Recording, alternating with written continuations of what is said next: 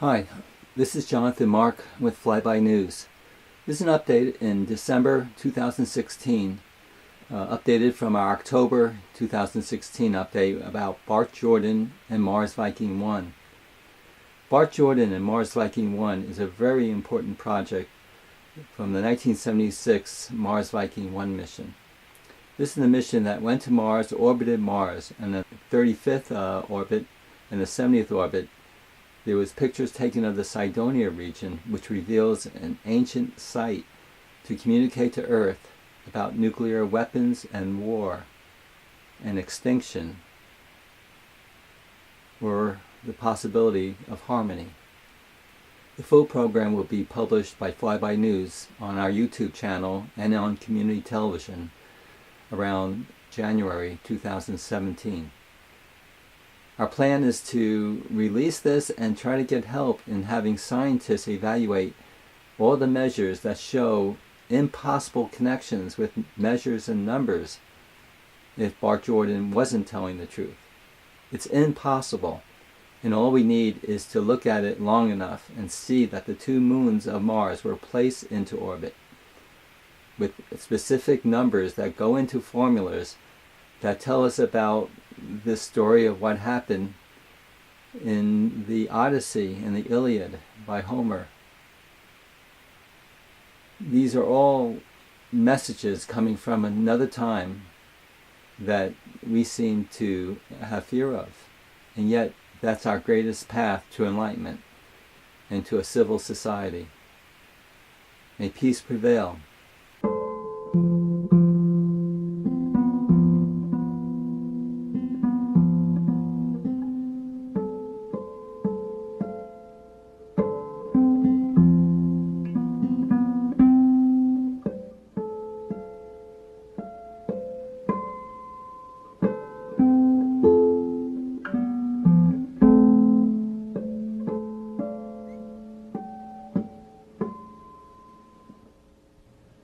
But the 35A72 should be stated for those who have no understanding of why it might be that.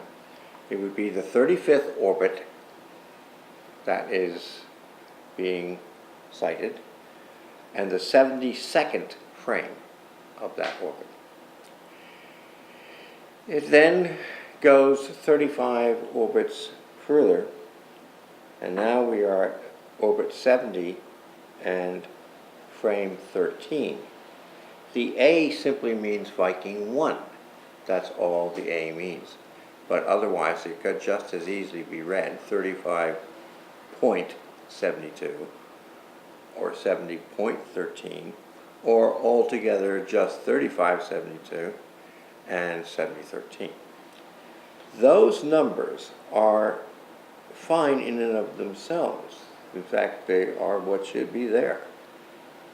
Those were not just photo images that were marked with convenient numbers.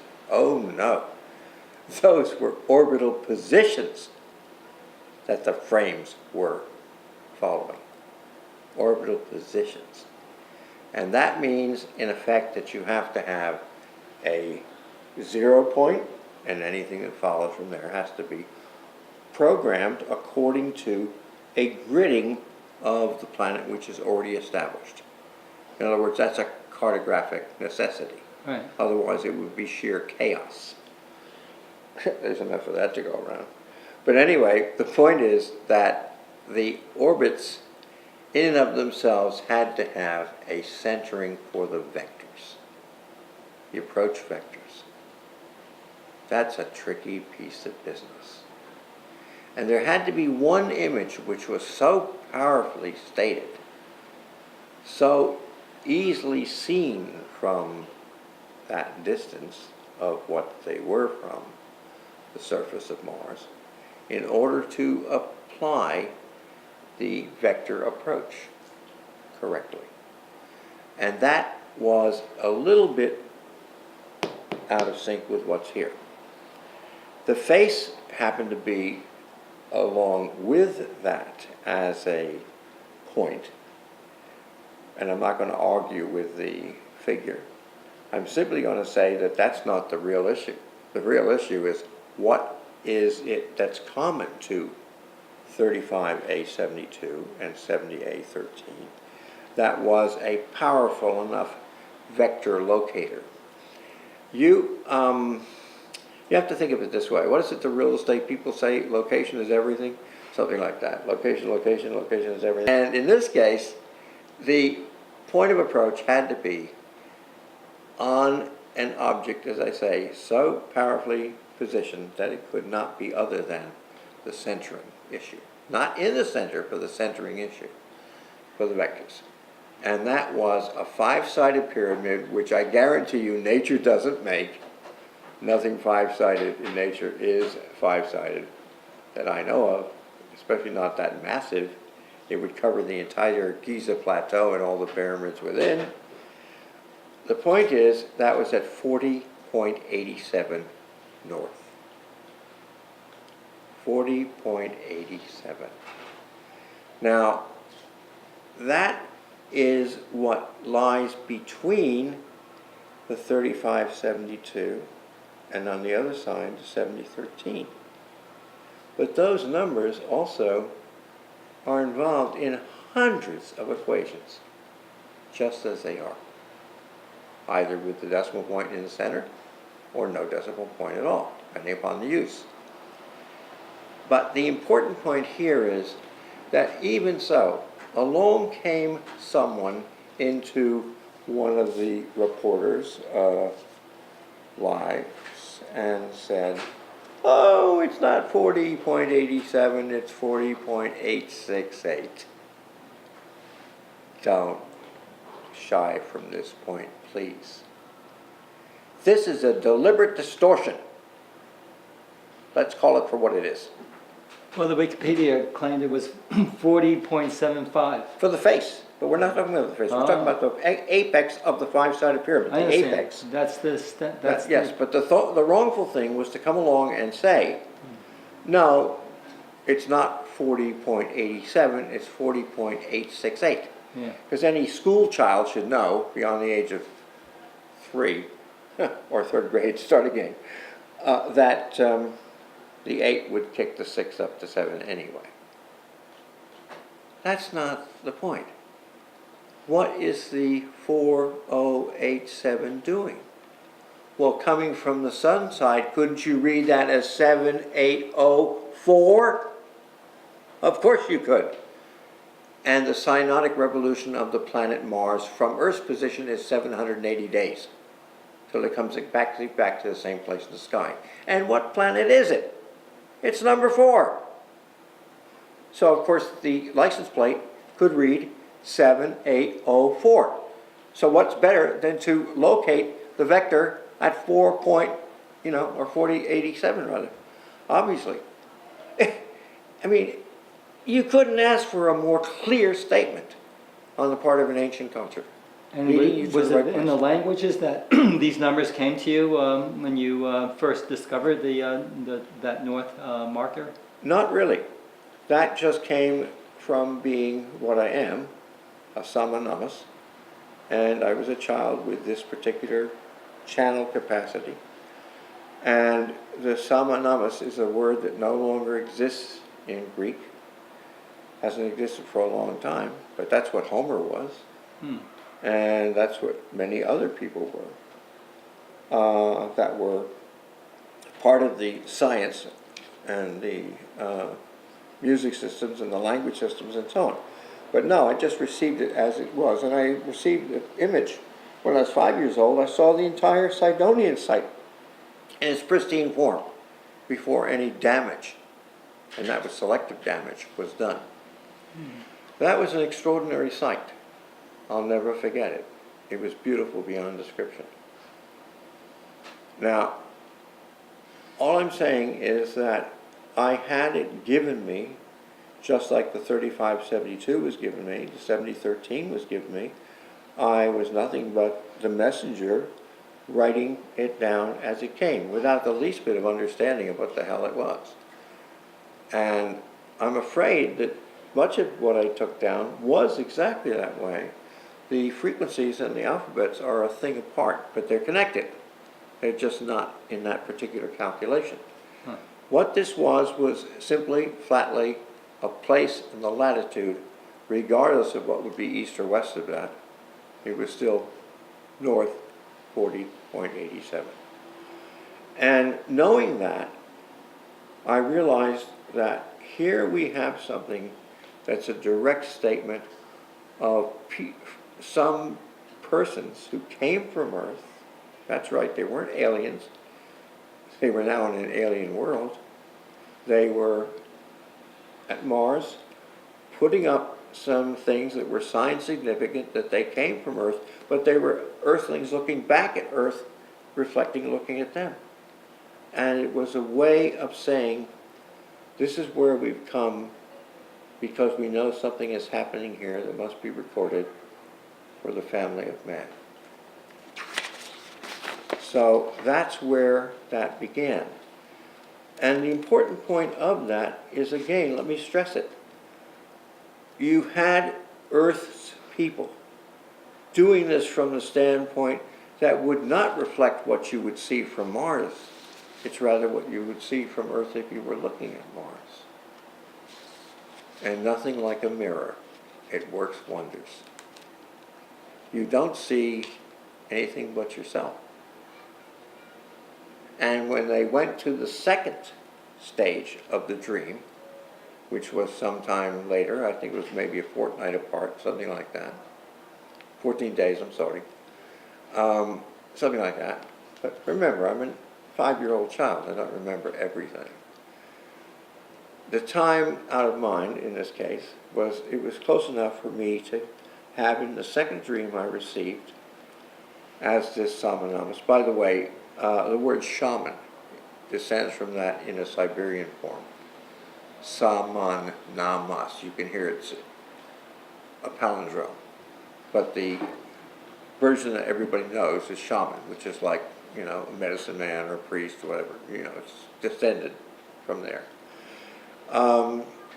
The important point here is the second one I saw what I came to think of as a deliberately damaged site. Let's repeat that. Deliberately, selectively destroyed in parts. But the rest that were in pristine shape, like that 3-wall version, is perfect in itself. The top wall is a sea mile at 6,080. Omega, less than that, 800, less than that, is the land mile at 5,280.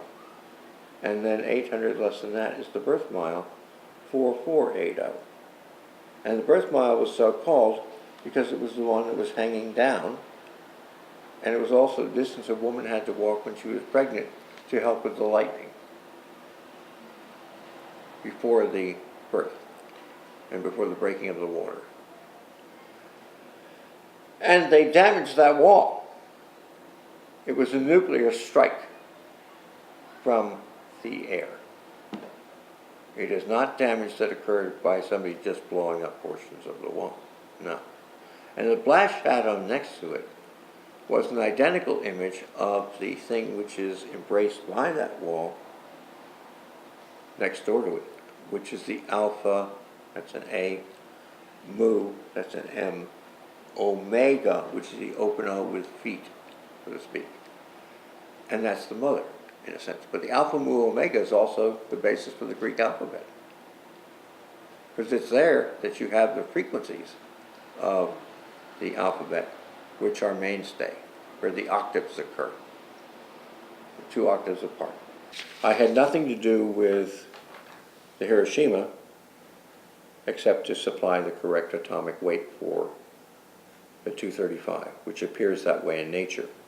And that was a case of symmetrical resonance. Reciprocal resonance, rather.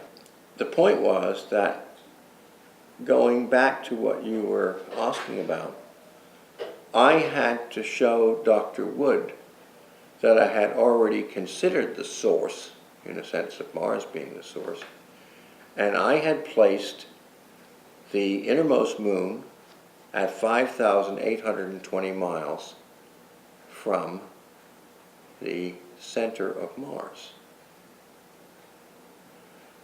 I saw what the ancients were trying to do. We knew that the land mile had 5,280 feet to the mile, and I saw the best way they could do the thing, like my mother from time to time, because I was called Bart. My father was Bert, so I had to do something. So I also noticed that my mother sometime would shift the A and the R. So what would emerge was not Bart, but Brat. So she didn't do it very often, but I caught the idea. So that made me think, well, maybe what the Greeks are trying to put across is the 5280 is actually now 5820 times the 5280. They've changed the inner numbers, but they've kept the distance factor so that we can know what measure there is. So then I said that I figured that the outer moon was 14,615 miles from the center of Mars. He said, that seems to be very reasonable. Very reasonable. I don't remember what it was thought to be, but that seems very reasonable. What else? And I said, well, Dr. Wood, what I've been challenged on in terms of the use of mile and kilometer is that they're two disparate systems. They can be compared, but only through the conversion between them. So he said, well, what have you done with the challenge? I said, that's simple. I just set it up the way I thought it was. The British foot was not really British. The French meter was not really French. They were inherited measures from the Greek, because it was there a long time before it ever found its way to Britain or found its way to France. And I said, I'm helped in this by the fact that the British foot really comes from the solar year. He said, what? I said, you heard me. Solar year. That's the basis. And the French meter, said he? I said, yes, that comes from the lunar year. He said, oh, now I've heard it all. What do you mean? How is that possible? I said, well, you take 10 solar years at 365.24, just advance it by 10, or 2 times 5. In other words, the 2 hands and the 5 fingers on each.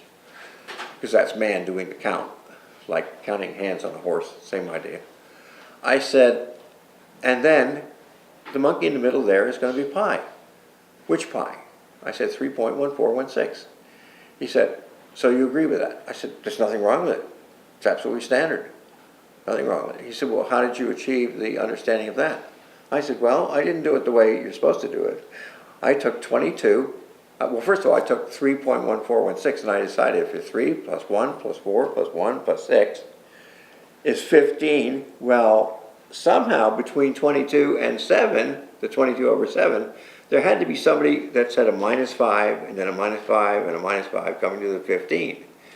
He said, what do you mean by that? I said, well, 22 minus 5 is 17, and 17 minus 5 is 12, and 12 minus 5 again is 7. He said, so what? I said, well, 22 times 17 times 12 times 7 is 31416. All you have to do is put a decimal point in each one of those, 4, and you've got 3.1416. I've never seen that, said Dr. Wood. I've never seen that. Do you realize that you have just given the most simple formula that has ever been devised for pi? I said, no, doctor, I'm not aware of that, but thank you for telling me. Because now I know that I have some reason to suggest that that's the way it was used over and over again before it became standardized at or written out as 3.1416. So anyway, what you do is you take the solar year 10 times, you divide it by that pi of 31416, and then you divide it again by the solar year. The lunar year, I'm sorry. And he said, and I said, it's 3.280823. He said, that's palindromic. My God, that's palindromic. And of course, that's clear proof that conversion that we've always used at 3.2808 and chopped off the 23 is proof that the systems were made at the same time. And you're right. The inheritors are the French and the English. You don't have any idea what you've done, have you? And I said, not really. I was just trying to search for some answer as to what the Greeks were saying and why they did what they did. That's all. And so he said, all right, tell me more. What do you take the size of the earth to be? I said, palindromically? Oh, I know what the Greeks said. I can't tell you if they're right or not, but I think they must be. It's 131,484,131 feet. So the 131 is on either side of the center, and the only thing that changes throughout is the center. He said, well, what's the median measure? What's the middle measure? I said, oh, that's the one that gives the rise to the whole thing. That's 262. And 262 by half is 131.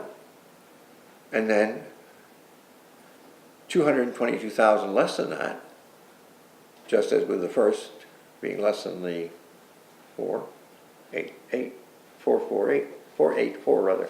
Same thing, that's 131,040,131. He said, so you just told me right now that the basic Earth is 24,902, 24,816, and 24,818. I don't think anything could be any different than that. That's beautiful. I said, yes, but it's Greek. It's not the nations that have carried the banner for, and we have to give them credit for doing that, the metric system and the English foot. But certainly it puts to rest the idea that some great British brute, royal brute, put his foot down and said, that's my foot, because it's not true. Well, how did you calculate the moons of Mars, and why is that proves that it was a design, because it looks like it's a design, controlled situation, that the one's going in one direction, the other one's going the other. Right. But you had this published in the Encyclopedia Britannica, but when did it come to you, and how did you get it into the encyclopedia? Well, that's where we go back to the origin of the thing that I was telling Dr. Wood, because it had happened earlier than that. Yeah. I did it when I was 5, because I didn't know any better. Nobody said you're not supposed to be able to do this, you're not supposed to even try. So I simply said, okay, well then let me see what the conversion leads me to in terms of the kilometer. So that meant that the 5820 in terms of miles was answered by 9366 kilometers for Phobos, the innermost moon of Mars, and the outermost, Deimos, the 14,615 was answered by 23,520 kilometers. And then I noted right away that 9366 plus the outer one, 23,520, differed from the combination of miles as miles, 14,615 plus 5,820, by 12,451, which was exactly half the Earth's circumference at the equator. You couldn't ask for a more clear statement. Only half the world can look at half the heavens at one time. It was over and done. I knew right then and there what it was, and Dr. Wood saw that and he said, it's got to be it. It has to be it. Who knows this? And I said, well, one of my grandfather's former clients. I can't remember his name right now, but I'm terrible with names, Dr. Wood. Honestly, I would maybe call you Dr. Tree the next time. I'd make the association, but that's as far as I'd go. I said, he's a client of my grandfather's, I know, but because of the stock market and other things, I think the shop was closed, back in the 30s sometime. But he worked at Lick Observatory. And there was an astronomer there named Hammond Wright, who was very interested in the measures that I gave for the Martian moons, kilometer and mile, to this astronomer who was a former client of my grandfather's. Oh. And he said, oh, Hammond Wright, I know the name. He's a very honorable gentleman. Did you attach any concerns to the publication or anything? I said, no, just that they be published together He said, for such small moons, that's unlikely to happen. He said, I will call Dr. Wright, and I will put it to him, since he is one of the great Mars experts. If it's going to be published anywhere, that's the way it has to be. And as far as the measures of the dimensions of the Martian moons, which, by the way, it was thought by Hammond Wright that that was going a step too far. He did not put that in the boxes, because that would preempt, if it were true, it would preempt the need of NASA having to determine or confirm. Very smart move on his part. But he had them, and he knew I did it, and he knew I had a formula for it. Hammond Wright and I eventually did talk with each other, or speak with each other. And I was, of course, very respectful of his work because I knew how wonderful an astronomer he had been. But he never lived to see the project's real thrust, unfortunately. Now, what they did, which was really dastardly, the Russians had a program, Phobos. They wanted to get close enough to that asteroid to determine something about its origin. They wanted to get close enough, possibly to land on it even, but certainly not smash into it. The Russians were given measures, and they were said to be mine. The Russians thought they could depend on that.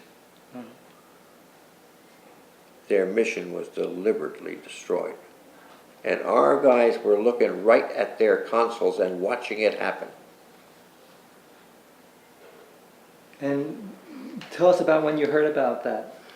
Some years had passed, I can't remember how many. I try not to think of these things. That's why you have me around. Yeah, but some years had passed, and there was a big meeting at MIT.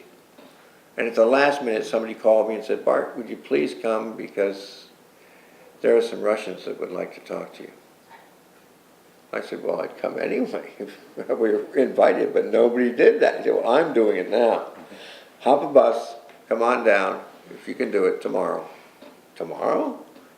Tomorrow. So I went down to MIT, and indeed, the Russians that were there, one of them very senior, came over and said, Mr. Jordan, I'd like to ask you a question. Why did you deliberately furnish us with false measures that ended up in the destruction and the loss of the mission? I said, sir, I wouldn't do such a thing. Can you furnish me with those numbers? Yes, I have them here. I was going to ask you to sign them. I said, sign them? For what purpose? He said, because if they're your measures, I'd like you to indicate that. I looked at the numbers, I said, not a one of them is within a, never mind country mile, try a continent. I said, no, there's no comparison between these numbers and mine. Who gave you these? He said, NASA.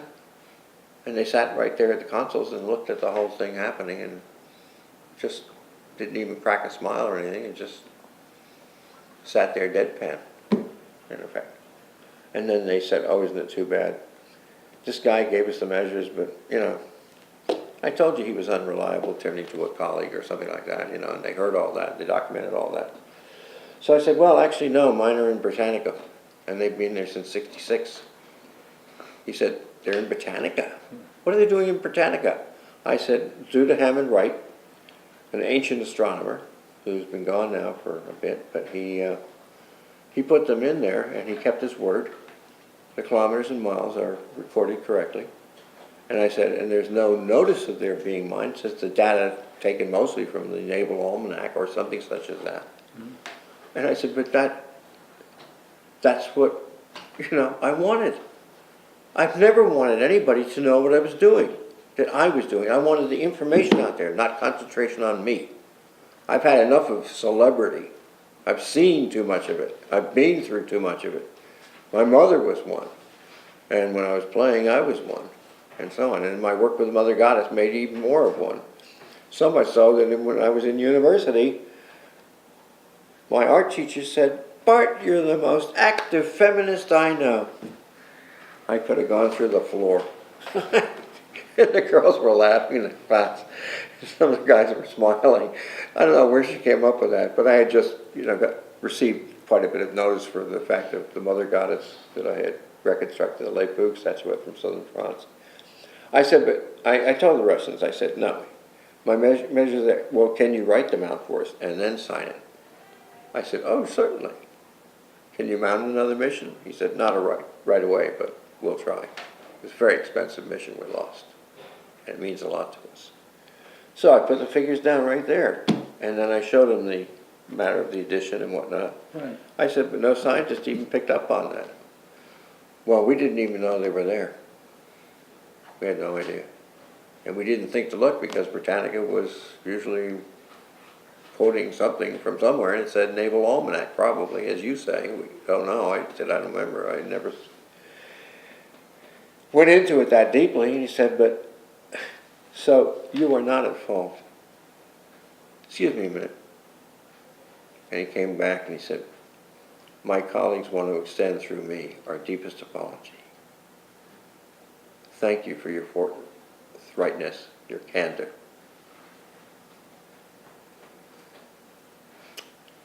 Your countrymen don't really value what you've tried to do. We know that. We wish we had known more about it when you were in Russia. The only thing we knew was that you're a musician. It's apparently far more than that. I said, yes, but I try to stay under the radar for a lot of reasons. And not a little of it is because I don't like all of the stuff that happens between colleagues in the various fields that I do have contact with. Einstein, when I visited with him, after I was in that school that they sent me to, forced me to go to, of Loomis, which Loomis was a trustee, of course, and his stepsons went there.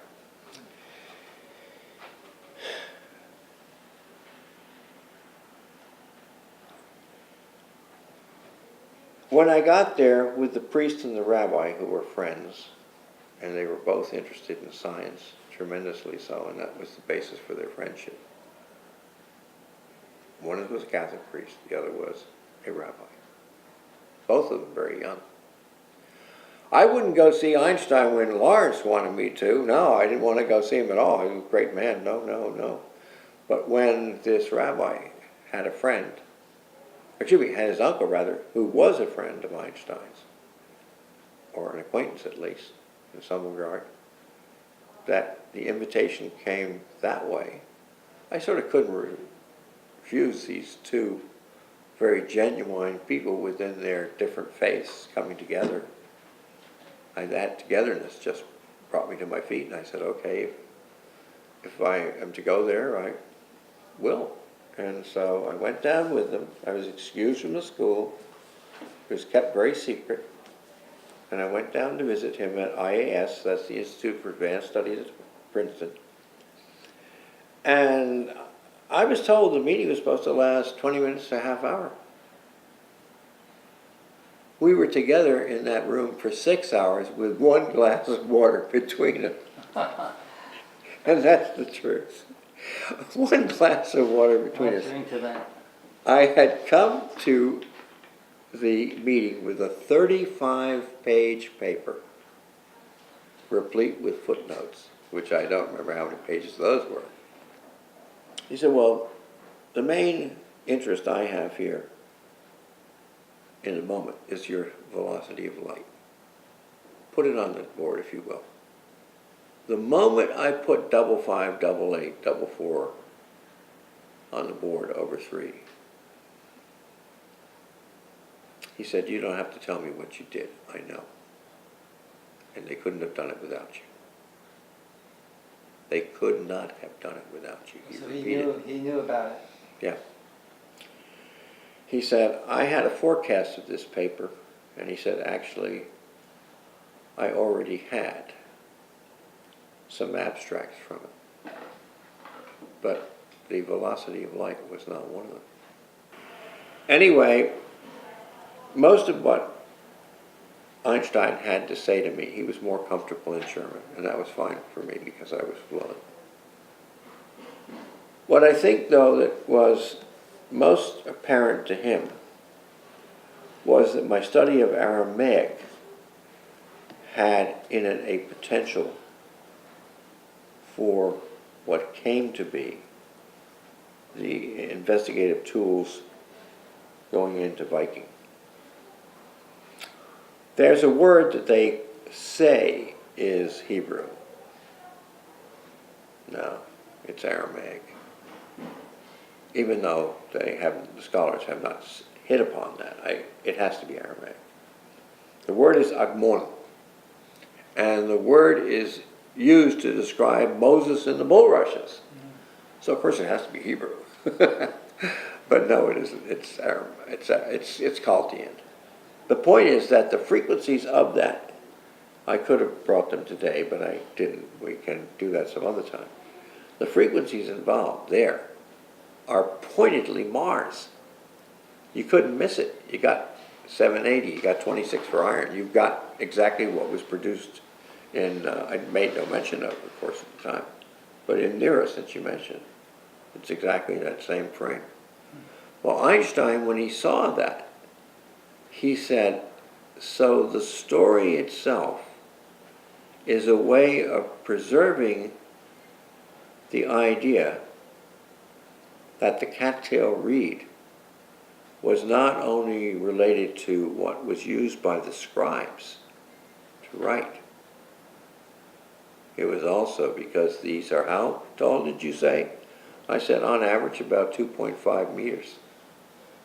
He said, well, it'd take two of me, but or something like that. But he said, so you're saying that those common reeds that grow in the swamps, which backs up the story of Moses and the bulrushes, that is actually not only related to the scribes, but it's also the unit of measure. I said, yes, and I suspect there's a site northeast of Mexico City called, by the Spaniards, because they had tin ears, Teotihuacan, but it's Teotihuacan, really. And I said, I suspect very roundly, because that means cattail reed in a sense, that it's also referred to as Nazareos. He said, what, Nazarene? I said, that's correct. He said, but how could that be?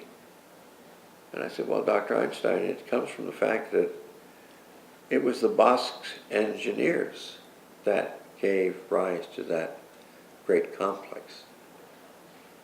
And they used to wear a scapula, more or less, I don't have it right here, but which represents this site.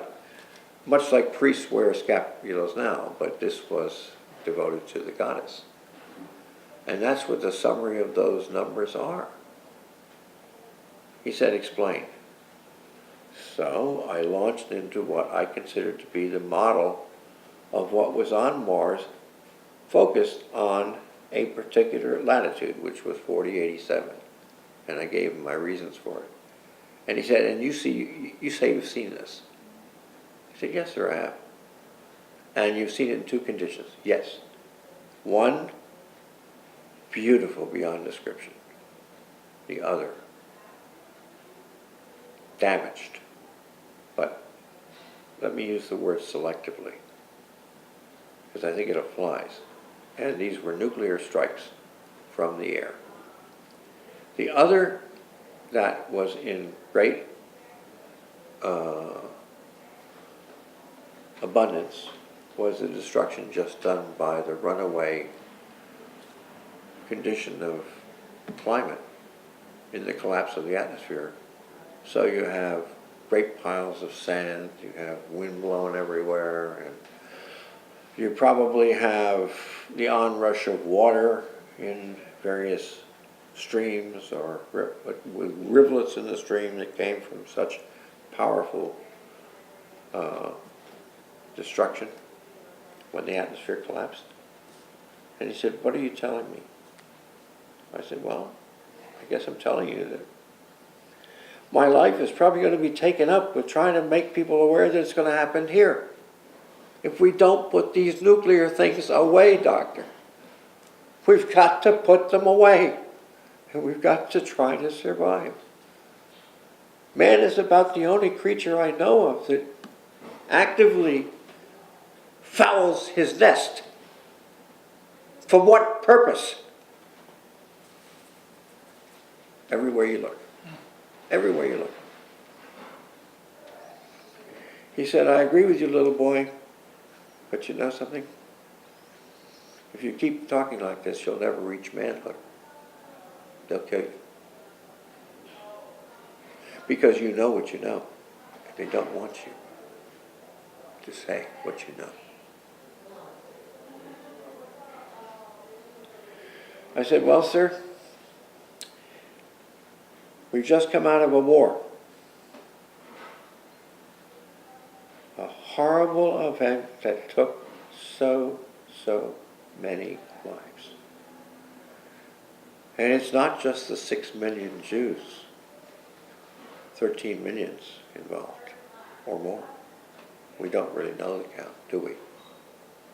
And then there were the soldiers. The soldiers, who just do what they do because they're good citizens." And I said, "You know, Caesar said something about, of course, in recent times, let's deal with Goethe. He said, in terms of Germans, he said, and he of course was one, he said, admirable in the individual, abominable in the mass." And he meant it. But I said, "Dr. Einstein, you very well might relate to what Caesar said, because you do know that he went up against the Swiss cantons and Vercingetorix." He said, "Yes, I remember that from my school days."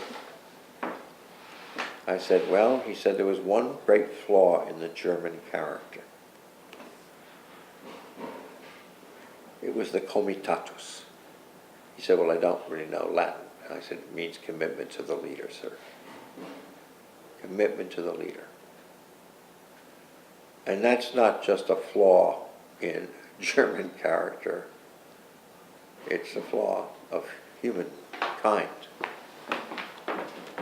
But the flaw is generally governed by, again, money.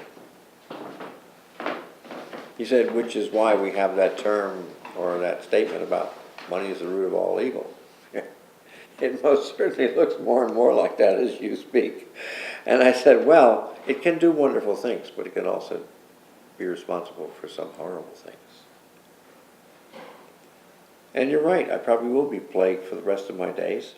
That is so beautifully exercised, as you could show, in this case, the raising of a temple. And a tomahawk that will bring it down. So man creates and he destroys. Which is it going to be?